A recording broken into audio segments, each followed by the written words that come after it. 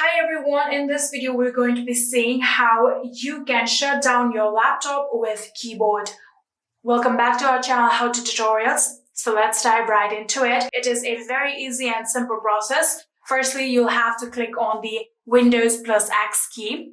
After clicking on Windows plus X key, you'll have to click on U key and then U key one more time. I'm going to show you guys. First of all, Windows plus X, just like this, and this will pop up on your screen. After doing that, here you'll have to click on U key. After clicking on it, again, click on U key one more time. After doing that, here you can see our PC has successfully been shut down. So in order to open it, you can simply just click on your power on button and open your PC, just like that.